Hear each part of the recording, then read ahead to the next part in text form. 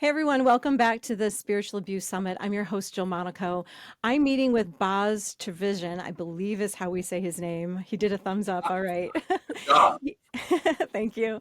And he is a vital guidance for survivors who are navigating the complex and often re-traumatizing terrain of church-related investigations. As Billy Graham's grandson, Boz grew up deeply embedded in the faith community and has witnessed both its beauty and its brokenness. And that proximity gave him a front row seat to the power of faith and the devastation of how that power is abused. He is an attorney and he's an experienced litigator who has handled hundreds of civil and criminal cases. He's dedicated his career to empowering survivors of sexual abuse, sexual assault, and sexual harassment to step forward and seek justice against perpetrators and the institutions so that they are legally responsible for the victim's trauma. His current practice his current practice focuses almost exclusively on representing child and adult abuse survivors throughout the country. Now, prior to becoming a civil litigator, he served as the assistant state attorney in the 7th Judicial District of Florida, where he created the first sex crimes division at the office of the state attorney and served as division chief. And not to be missed, Boz is also the founder and the former executive director of GRACE, which is an organization. GRACE stands for Godly Response to Abuse in the Christian Environment. So, Boz, do you want to talk a little bit about how did the Lord lead you to this, unfortunately needed niche market? Yeah, thanks, Jill. Thanks for having me on. Appreciate it. Good to be here, and thanks for what you're Yeah. doing to bring more awareness to such an important topic that impacts so many more people than we think. Um, Yeah. yeah, I don't think I ever planned on doing this for my career. But long story short is I really encountered these types of situations as a prosecutor. Um, Mm. when I did, they just grabbed my heart. And I'll never forget sitting in the room with a 10, 11-year-old girl who is having to disclose the horrors that her very best friend's dad perpetrated on her. Mm. And I thought, man, this is about the worst of the worst that one could experience on this earth. And then the more cases I handle as a prosecutor, the more I realized that so many of them were connected to faith communities. And Mm. that really troubled me because I grew up in the church and I always Yeah. saw the church. Maybe I was naive, but I saw the church as sort of a safe place, a refuge, a good place filled with messy people, but overall a safe place, and realized that's just not true.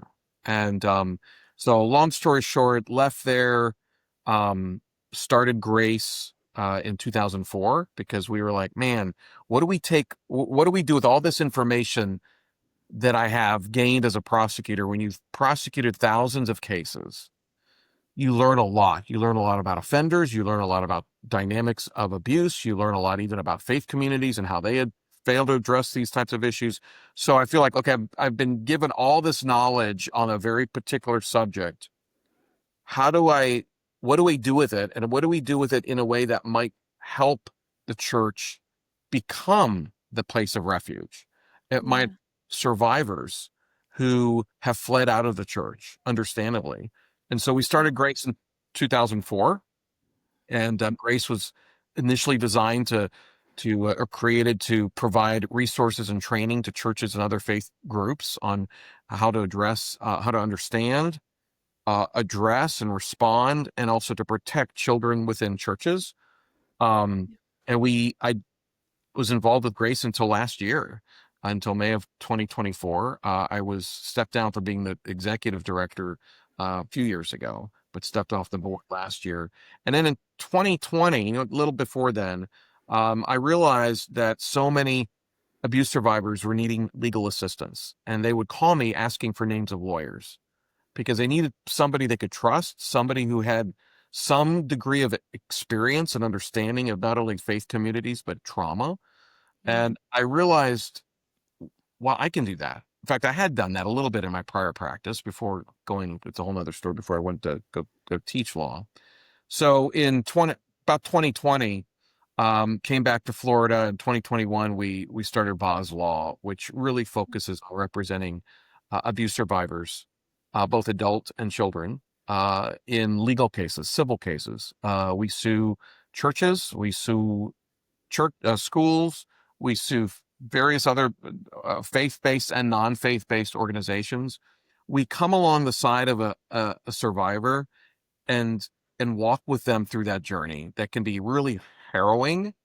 It can be incredibly difficult, but it also can be really healing.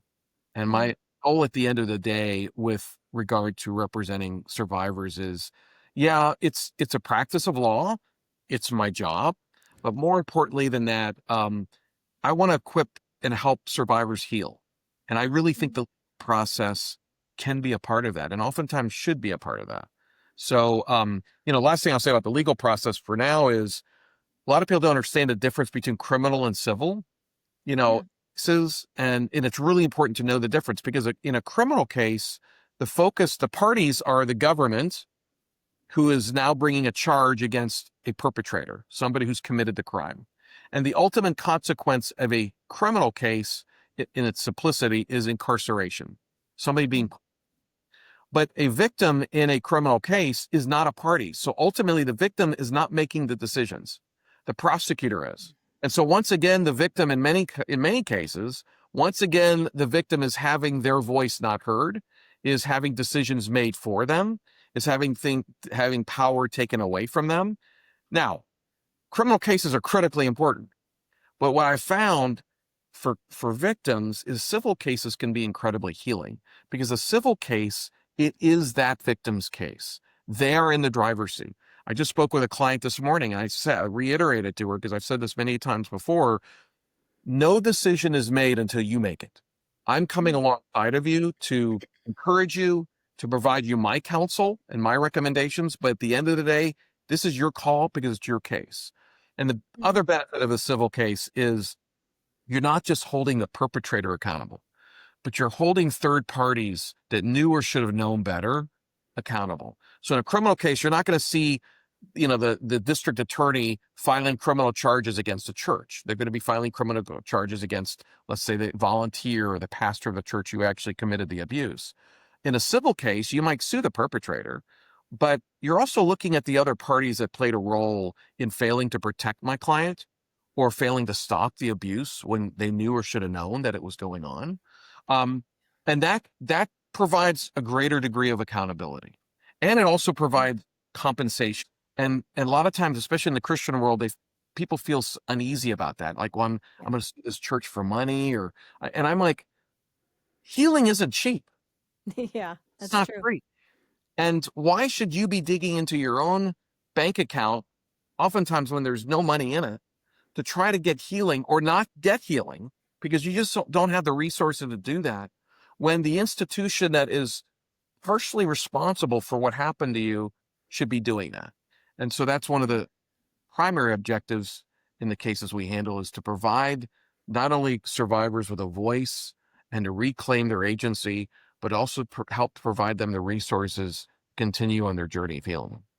Yeah, that's so important. There's so many things that you said where I'm going through the situations I've been in. I'm like, oh yeah, that wasn't explained to me, or I wasn't given the option. And I love that you're saying that you want to come alongside of them to help them, give them a voice because it's part of healing. And I find that so very important. And family and friends are good, but someone like you who has authority and understanding, and it can be a double-edged sword, I would think, for females because if they were abused by a man, you're a man, Yeah. but it's also healing because you're a man who's defending them. And so thank you so much for what you're doing. Tell me when someone has, and I know there's lots of different kinds of scenarios, so I'm going to ask a blanket question, but if someone has had the sexual abuse within the church context, what do they, when they start looking for legal assistance, what are the things they need to be looking for when interviewing or finding the right attorney? Yeah. I would say even before they get to that point, so many people who have been abused in the church struggle with even taking that step. Sure. Uh, when you're talking about adult clergy abuse, that is pastors or faith leaders who are targeting and abusing adults, usually adult females, not always, but Mhm. um, oftentimes the victim doesn't even recognize the fact that they're a victim. They think they're just involved in an adulterous affair. And so they're filled with shame and they're not going to tell a single soul. And that pastor has only fueled that narrative. Right. in order to keep that person silent. And they know that if they do step forward, most of the people around them in that church are going to look to them as the, not the victim, but as the perpetrator. And so they remain silent, but oftentimes because they don't know that what's going on here is actually, in many jurisdictions, a recognizable cause of action. That because our disparity between that pastor or faith leader and that individual and the exploitation of that power, that is wrong, and that it creates a cause of action. In some states, it's actually a crime. I think Texas recently made it a crime, didn't they? Since in Texas, if a pastor in Texas or a clergy engages in sexual contact with somebody under their care, that person is incapable legally of consenting. So sexual battery can be perpetrated by a pastor, even though he may think, or she, that they're engaged in a consensual activity. In the state of Texas, it says no, it's not. So part of it is helping at least adults in adult clergy abuse cases to understand, like, actually, this is wrong, and it's wrong because you're being abused. Right. And then the next step is, who do you speak with about that? Beside, trusted loved ones or somebody walked a longtime friend. And so at that point in time, you have to think about, where do I seek legal advice? And I think one of the mistakes a lot of survivors make is they just call the first lawyer that comes to mind, or they see a billboard that says, call such and such if you've been in a traffic accident or you've been injured. And they do that. And unfortunately, because this is such a unique area of practice that requires a good degree of experience, requires a lot of knowledge about trauma and about faith institutions and how they operate, and about theology, there's a lot of things required to fully understand and grasp this area of practice that the typical personal injury lawyer has no clue about.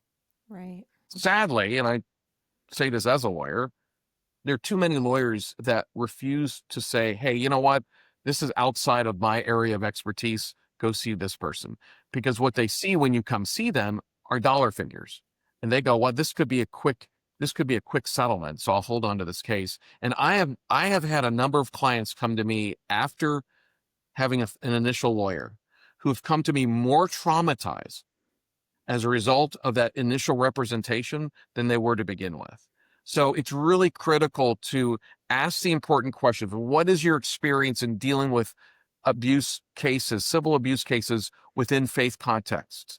Tell me that. What training have you had in understanding and dealing with these types of cases? What percentage of your practice is focused on these types of cases? Because if it's only, if I do mostly car accident cases, but I have one or two abuse related cases, probably not the person you want to see. You want to see the person who and then the other who focuses on those type of cases. And one other thing I just throw out real quickly is, and some lawyers may disagree with me on this, but also find out, what's your caseload? Because if the person has 500 cases, even if they've got a few lawyers in the firm, in my opinion, that's too many cases to be handling, too many abuse related cases to be handling, and to be handling well. Because these cases take a lot of time. These cases take a lot of resources and energy by the law firm. And the moment a client becomes just a number, that means that they're not going to be served as well as they should be. So find out. Now, obviously, if a person says, well, I've got 3 cases. On the other end of the spectrum, that's probably not good either. Want to find somebody who's experienced, who knows and understands their own limitations, and who can provide personal attention to your case, so that once you're done with that initial interview, you don't get fluffed off to somebody else and you never talk to your lawyer again. Those are just some basic. And one other thing I'll say real quick too, Jill, that I've noticed in adult clergy abuse cases, and this is hard to help explain to potential clients, and that is, save your evidence. In a world where text messaging, pictures, all other types of messaging exists on these things here, and as shameful as some victims feel about it, as embarrassed as they may feel about some of that stuff, I can tell you this: having evidence of what occurred can oftentimes make the difference between a pretty quick and substantial settlement, so you don't have to actually go to court and litigate the case. And so and pastors and faith leaders all the time are engaged in these text conversations, these sexting, these, sending and receiving illicit photographs, and they are repeatedly telling the victim to delete it, get rid of it. Oh, sure. And of course, the victim is usually not arguing with that person because they're sort of embarrassed and ashamed anyway. So they go ahead and delete it. And then when they're sitting talking to me and they're telling me all this, and I'm like, do you have any evidence of this? And they go, well, he had me delete everything. And I understand that. And I'm not faulting them for that. Yeah. A whole different approach on a case, and the difference as to when that case can get resolved can be determined by whether or not you've had evidence and you've saved any of the evidence that points to the fact that this person did abuse you. Right. And in some of those cases, then it's a he said, she said. And if everything is erased, I know that might be hard to give legal advice towards that, but if someone's in that situation and they're like, there was no one else in the room when he touched me. I have a friend who went through something like that. What she ended up finding out was the police said there's nothing they can do. It's a he said, she said. Yeah, I mean, so he said, she said, most abuse occurs in private, right? Right. Have an audience. And when I was a prosecutor, I had a number of cases, especially with children, where there was no other witnesses. Right. But I always told the jury, do you understand that the testimony of one witness whom you believe is enough to convict? And that's the truth. And the same in civil practice. The testimony of one person, that victim is a witness. And if the jury determines that they believe that victim, then we can succeed at trial. Now, is it made a little bit more difficult? Because what if the jury's like, well, I don't know, I really want to believe him or her, but this person's saying it didn't happen. I just don't know. Would it be helpful to have extraneous evidence that points to the fact that this person, this faith leader, is lying? Yes. And so it's very, very helpful to have that type of evidence. But it's not necessary. And that's my biggest rub with law enforcement, especially in recent years, is it feels like sometimes, and this is a broad brush, but it feels like sometimes unless you go to them with a case that's just wrapped up in a nice little bow, they're going to go, well, it's he said, she said, you can't do that. And I've been there because I prosecuted hundreds and hundreds of these cases, and most of my cases had no witnesses. So you try to find what we call corroborative evidence, whether that's other victims this person has victimized, or just other evidence that points to the fact that my client or this witness is a truth teller. So real quick example, when I was a prosecutor, this child had been abused by his friend's father, and nobody was in the room. The father said, absolutely not, I never did this. Child said, yes, absolutely believe the child. Well, one of the things the child said was that in the room where this abuse occurred, there was like on the shelf, a pink stuffed elephant. So one of the things I asked law enforcement to do is go check this room when you do the search and see if this pink stuffed elephant is in this room. Sure enough, found it. Now you might go, well, just because there's a pink stuffed elephant in a room doesn't mean that this child was abused. What it does tell me is that this child is a truth teller. This child said there's a pink stuffed elephant in this room, and guess what? We found it. So if I can believe this child with regard to that, why would I not believe this child regarding the horror that he or she has disclosed regarding this particular perpetrator? That's just a silly example, though, but an important example of what we call corroborative evidence. And that sometimes takes some rolling up of the sleeves and digging and looking and finding that corroborative evidence so that the jury at the end of the day, they're not going, well, I don't know. They might go, you know what? Everything this person has said checks out. Not so much here. So I believe the victim. And that's one of my goals as a lawyer in preparing a case, to set it up in just that way. And what about if there's a scenario where someone is in the church and maybe it's not a pastor, maybe it's another leader, like a leader, two lay people, and something happens within the context of the church, and the one lay leader goes to the church and says, hey, this happened on your property, and I want you to, help me confront this. What are the best steps for someone that's in that kind of position? Well, number one is to recognize that you going to the church and letting them know this I'm not saying that's a bad thing, but it shouldn't be the first thing. Okay. If you were sexually victimized by another lay leader at the church, as described on the church property, first thing you should do is contact law enforcement. Don't go to the church first and let them decide when and how the authorities will be contacted. You contact them. Now, at some point in time, if you want to inform the church of what you've done and that they need to know what's going on, I think that's really, really important.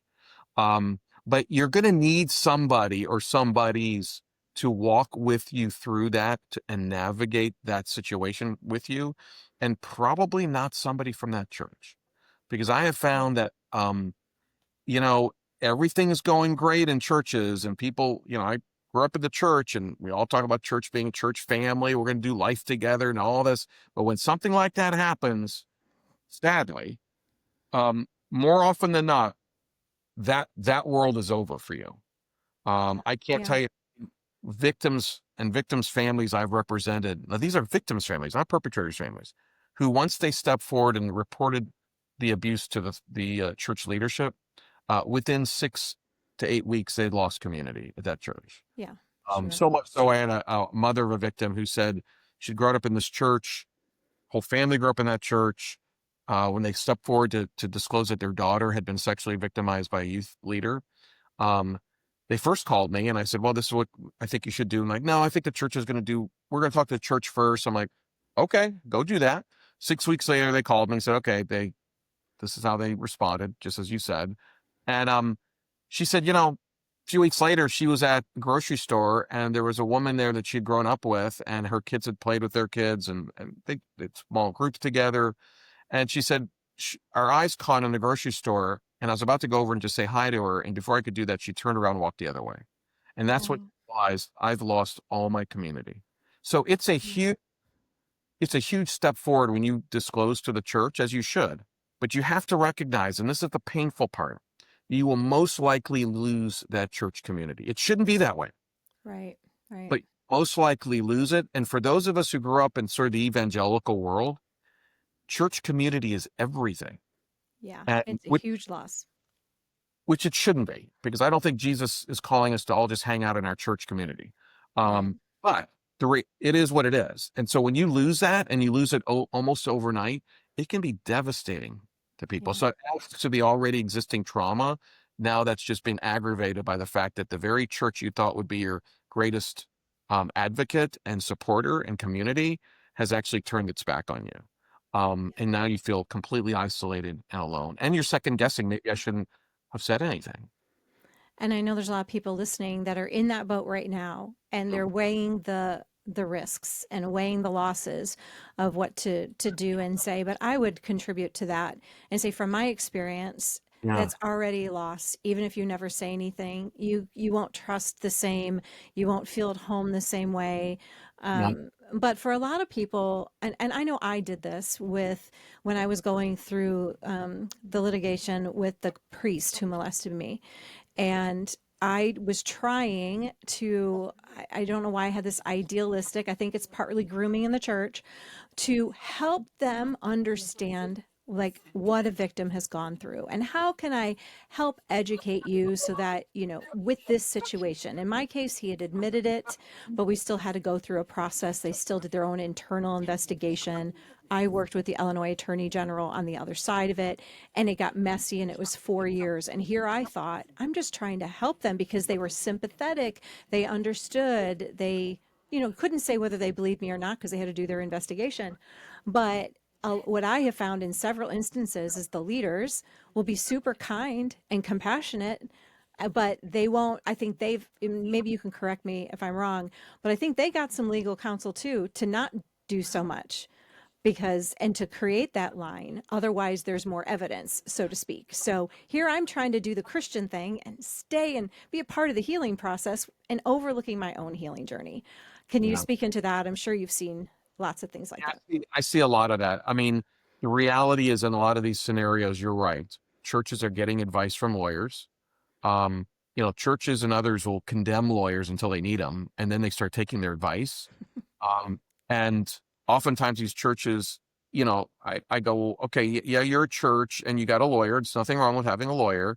But at the end of the day, do you set aside your entire theology and listen to your lawyer just because you're trying to protect your church? Or do you really try to evaluate and struggle with what is the Jesus response here? Because that's who we are as a church. And that happens time and time again. I remember sitting in a mediation just a few years ago with my client who was 16 at the time, been molested when he was younger in the church. And the church we went to the mediation, and there was a lawyer, a insurance representative, and a representative from the church.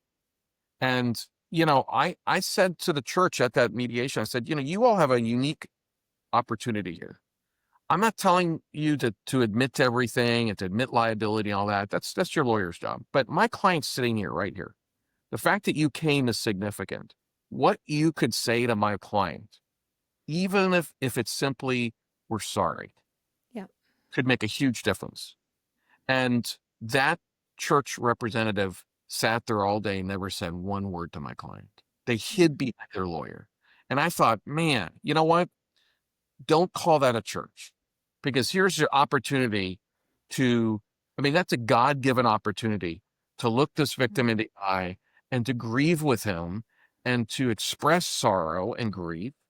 That my client would have walked out of there, forget the money for a second. That would have made a world of difference in his life. Yeah. And Yeah. instead, he saw that church representative literally hiding behind the lawyer. And so, yeah, I think it's a huge issue. And that's why at the end of the day, and it sounds terrible, but for the most part, I've been doing this for almost 30 years now, not 30, Yeah. is I just don't trust the church leadership when it comes to these types of situations. I just don't. And Yeah. even there's a handful I can count on, probably one hand of churches I think really did it right. Mm-hmm. Part though, and they won't, because their immediate response is, whether they know it or not, is how do we protect the institution and Yeah. those. And we've lied to ourselves by saying we're protecting the ministry and the work of the institution. We're protecting Jesus and the work of the gospel. That's all a lie.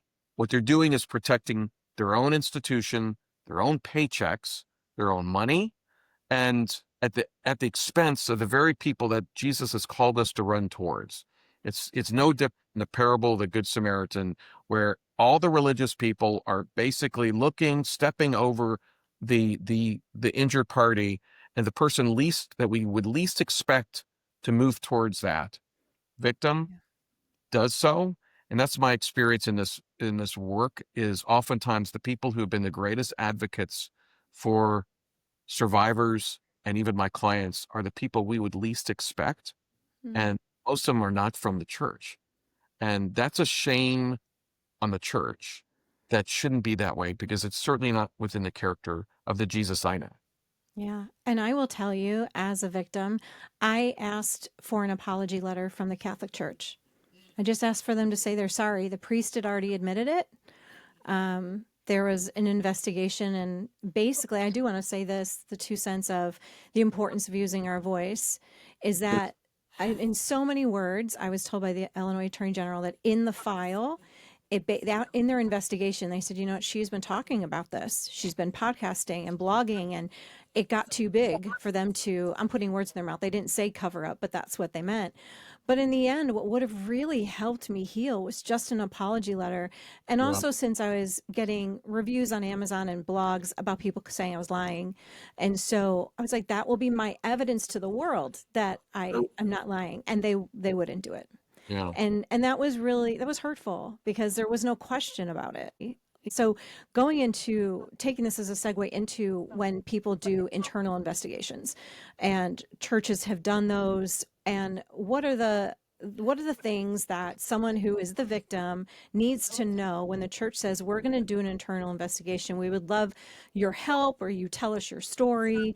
How do we protect the victim from all the things that you probably know and I have seen as well go wrong, in that from a good-hearted person really trying to help, and it only helps the church? If the church says we're doing an internal investigation and we want you to participate, I have a simple response: I'm not participating. Come back to me when and if you're going to do an earnest external third-party investigation, then I'll talk, but I'm not participating in an internal investigation. An internal investigation, think about it. All you're doing is I tell victims all the time, the story you have to share, the story you have to tell is so personal, oftentimes so painful, and so precious. It's like in a treasure box. And what they're asking you to do is to hand that treasure box over to them and to trust them, the very church that was partially responsible for the underlying abuse, to trust them with that treasure chest. And so many victims will do it because they keep telling themselves, and I get it, they keep telling themselves the church is going to do the right thing. I just know they're going to do the right thing. It's the church. They love Jesus. They're going to do the right thing. And they hand that treasure chest over, and every single instance that I know of have regretted it and feel betrayed and violated. So if they use the word internal investigation, no thank you. And you may go, yeah, but I want to be heard. There's other ways to be heard. Do not hand over that treasure chest to this. You can't trust. Yeah. And trust who you're, just like I wouldn't, if I had a box of gold, I wouldn't walk to the stranger on the street and hand it to him because I don't trust him. I don't even know him versus trusting him. Right. So now if they want to do an external third-party investigation, and that's where a lot of people will come to me and go, what should I do? So, well, just because you call something a third-party investigation doesn't mean it's a third-party investigation. So we have to ask a lot of questions, and they have to be willing to provide answers to these questions that will satisfy us in determining, is this legitimately a third-party investigation? And what does that entail? Ultimately, a third-party investigation means that the institution being investigated, the church, has zero control over the investigation. And that the final product of the investigation, more often than not, some type of report, gets provided not only to the church, but also gets provided to the reported victims. The same report, not some edited version that the church says, well, we've now seen the full report. We're going to give a summary to this person. No, we get the same report that you get, because that means we're on the level playing field. And that's the way it should be. A true third-party investigation brings the church or the institution and the victim on a level playing field. And if the church is getting any benefits that the victim is not through that investigation, it is not a level playing field, which means you can't trust it. And what I tell people who are asking me these questions is, whether you know it or not, if you agree to sit down and be interviewed, even in a third-party investigation, you are legitimizing that process. And so if you come back later and go, I don't like what they did, or it's too late. You've legitimized it by sitting down with them and being interviewed. So do the hard work up front.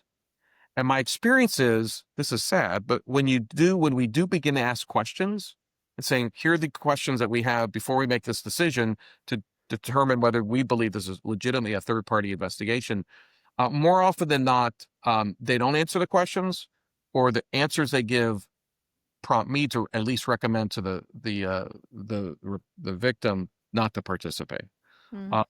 So there are some organizations, of course I'm biased because I started Grace. Grace does third-party investigations, and I truly believe, people could say it's self-serving. It's not, because I'm really not connected to it anymore, but they truly do legitimate third-party investigation, and they truly give the report to both sides.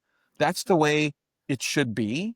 It's not perfect. Grace makes mistakes like everybody else, but it's about as close as you can get to a legitimate third-party investigation. But what's happening nowadays is churches and organizations are hiring lawyers or law firms to do these investigations. Just because you're a lawyer does not mean you're a good investigator. Just because you're a lawyer does not mean you're a good interviewer of sexual crime victims or trauma victims. And the law firm has a relationship with that church, a fiduciary relationship with that church, which means that its primary responsibility and duty is not to the victim, but to the church. And that's not a level playing field. Right. And does the church, like the congregation, how should they be presented after this third-party investigation? Because there's lots of people who are taking sides, and the church is hurting over it. Well, I mean, generally every case is a little different, but I'm a big believer that if your church or organization is moving forward with a legitimate third-party investigation, that the congregation needs to be well aware of it. So if you've got these investigations going on quietly and nobody in the congregation knows about it, that's not legitimate. The congregation needs to know about it. They don't need to know every detail, but the congregation needs to know about it and enough to be invited to participate in it should they have any information. One of your goals in an investigation is to collect as much information and data as you can with regard to this particular situation. And how can you do that if you're doing it quietly? Right. Versus, hey, this is what we're doing. We're doing this investigation. We've handed it over to this third party. We encourage you to participate. If you have any information, you don't have to call even a staff member. You contact this third party. Grace, oftentimes, when they go in and start these investigations, will send out a online questionnaire to everybody in the church, and it's confidential, and it can be anonymous, but it's at least so people, because a lot of victims or people who know something are really hesitant to step forward. But if they know, listen, instead of me calling or having go down to some location and meet with somebody, I can start by answering some questions on my computer and sending that in. It's a lot less intimidating and is a little bit more comfortable.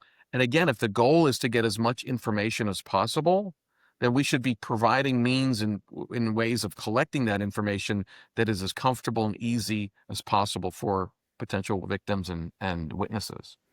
And that was one thing I noticed. I used to attend Gateway when I lived in Texas, Gateway Church in Southlake. And one of the things that I remember after the Robert Morris story came out was that the elders were like, contact us. And I remember thinking, who's going to contact you? Like maybe some people, but trust has been severed and ruptured in such a way that there has to be somebody else that people can contact. I knew many staff members, many, who were holding the secrets of abuse within the church, not just with Robert, who couldn't say anything. And we'll go into this topic next, the NDAs.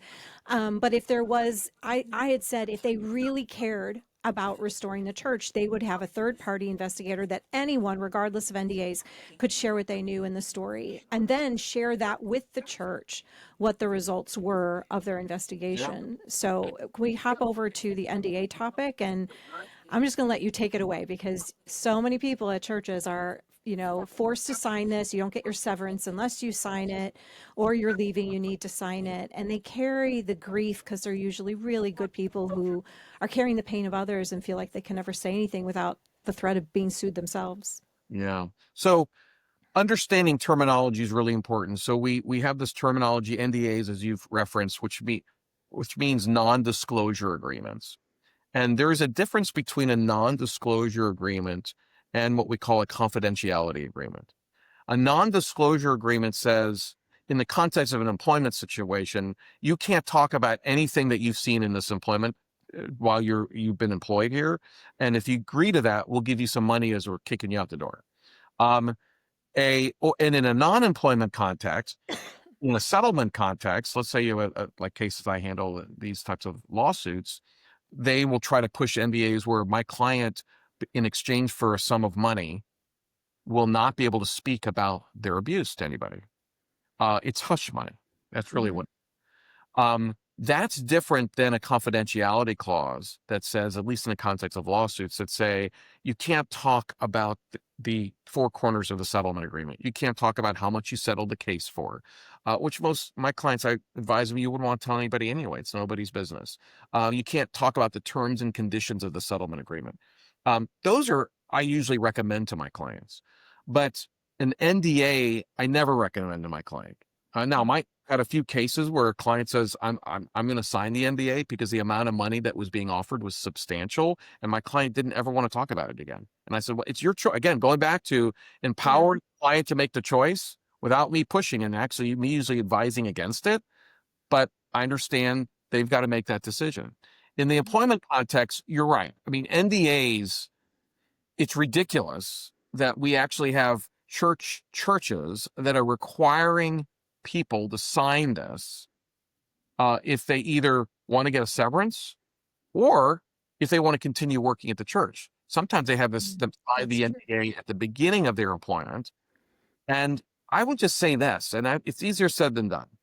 if you're starting to work at a church and they hand you an NDA, or it's probably not going to be called an NDA, it'll be called something else because they understand it's a bad reputation, but basically prohibits you from speaking about anything you see that goes on at the church to other third parties, don't take that job. That's a red flag. Um, Yeah. Now, if it says you can't talk about the finances of the church, or you can't, certain, people who have given, their tithe and offerings, I get that, okay, Yeah. but the NDAs that we oftentimes read about are, you work here, you can't talk about anything that goes on in this place outside of this place. That's so contrary to the very gospel these churches proclaim to speak, because the gospel is about truth and light and not about darkness and hiding things and being quiet. Right. So if that happens, go somewhere else. I go, yeah, but this is my job. Go somewhere else. I'm telling you, you will live to regret signing that. Some states, Texas being one of them just recently, in lawsuits involving sexual abuse, have now prohibited NDAs. California has as well. So now in Texas and California, if I'm sitting across from a lawyer and he goes, well, in order to settle this case, your client needs to sign this NDA, I go, can't do that because that's against the law in California, or that's against the law in Texas. And I Right. think we're going to see more and more of that. But at the end of the day, what's most important is that, going back to that treasure chest analogy, that is your story.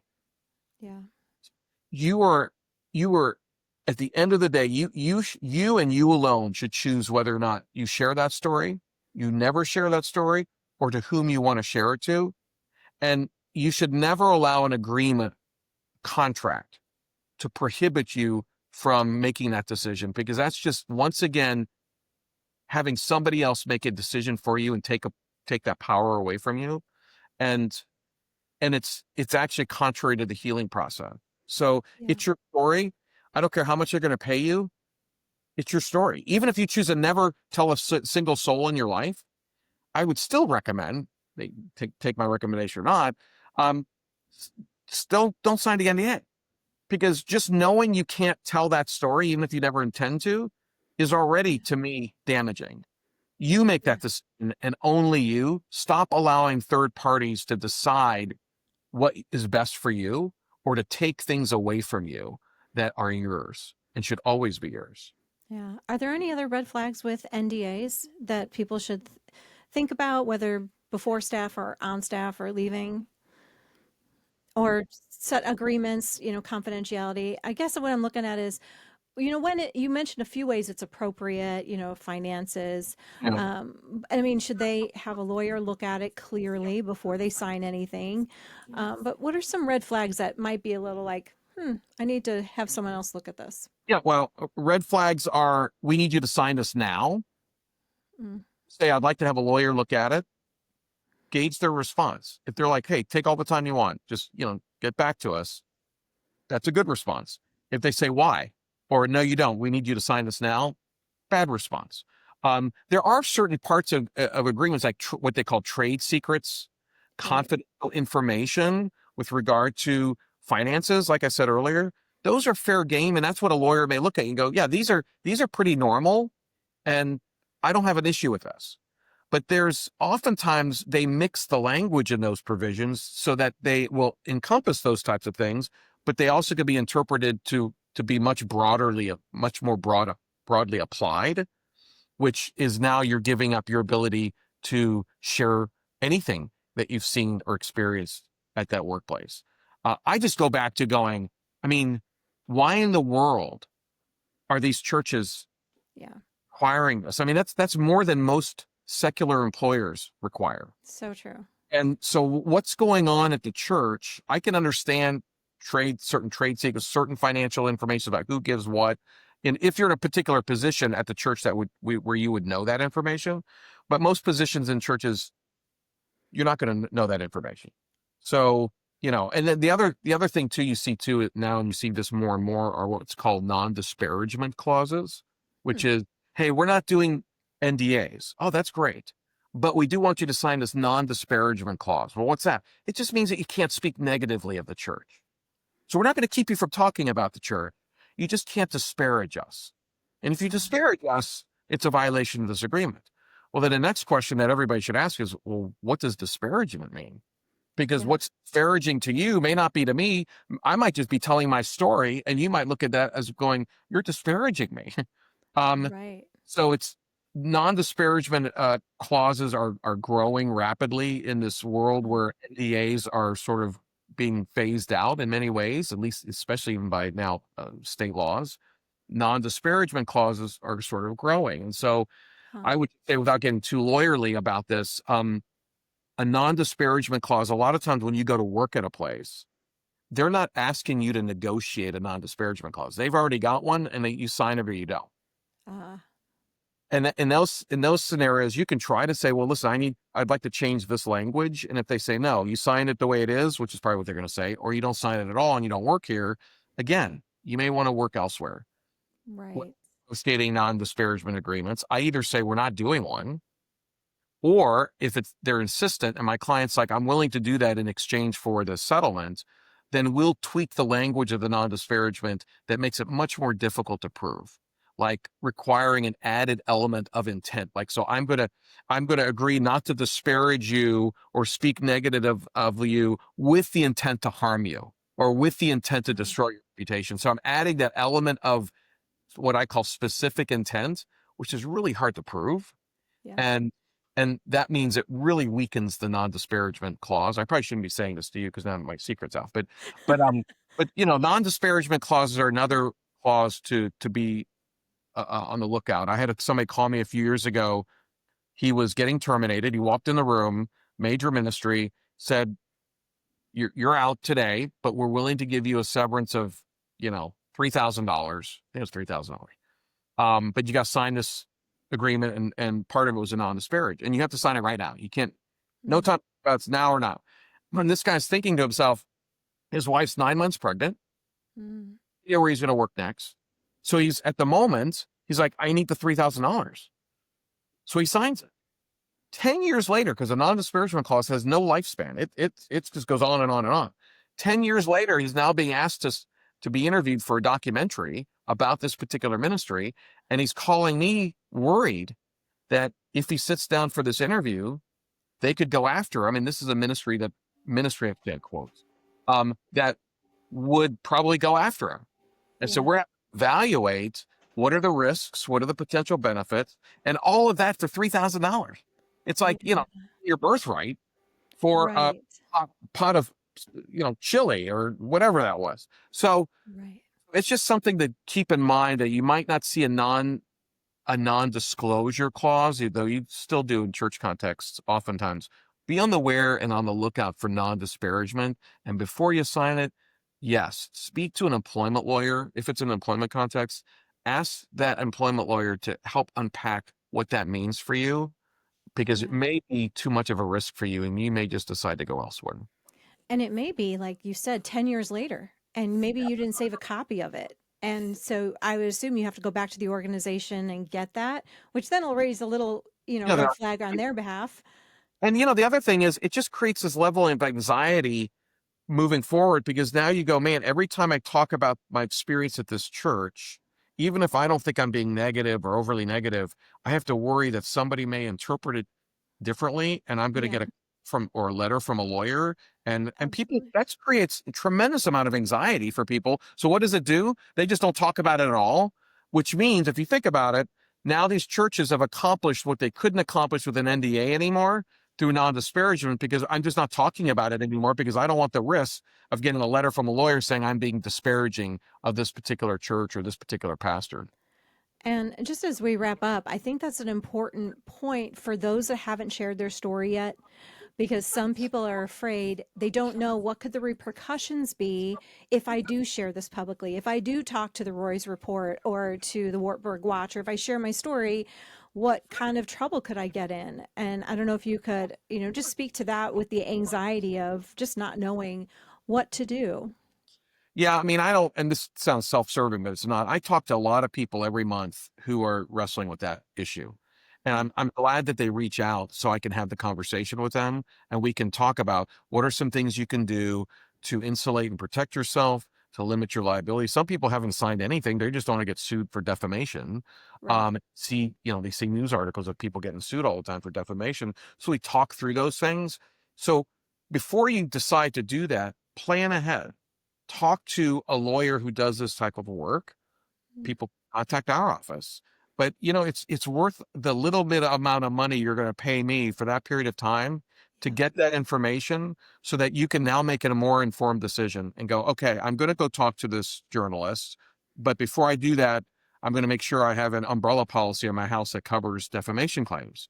Or I'm going to go talk to this person, but now I know a little bit more about the better way to communicate my story in a way that's going to minimize, not completely to insulate, but minimize the likelihood that I could be sued for defamation. So don't just go ahead and talk to the journalist and then afterwards be going, oh my goodness, what might happen? Oh, and then you're going through all this anxiety because you don't know what the possible repercussions are. You're going to have far less anxiety if you talk to somebody like myself or another lawyer ahead of time. So you walk into that meeting or that interview much more prepared on what Yeah. what not to say and how to say things that might limit that type of liability for you. Yeah. And there are so many different kinds of scenarios, so it's hard to touch base on everyone. So, yes, Sure. I would say my 2 cents after doing it wrong in different ways, as people have heard from this summit, that I've had two major situations with churches and having to report and some other minor things. None of them were minor on my nervous system, but less legal and drawn out. The main thing I learned was don't do it alone. And when you're upset and triggered and have anxiety or in fear, we don't make any good decisions. And we shouldn't expect that of ourselves, to give ourselves grace in that, that we need someone else to stand by with us who knows what to do. And so I'm so grateful that you are one of those people and you're helping so many people. Yeah, don't do alone. You feel alone. Oftentimes, and I know sometimes it can be a real struggle to find somebody to help walk with you through this. But there are people that will, and there's great, for survivors of adult clergy abuse, there's a wonderful organization called Restored Voices Collective, which is an organization that of survivors of adult clergy abuse have come together to form a community.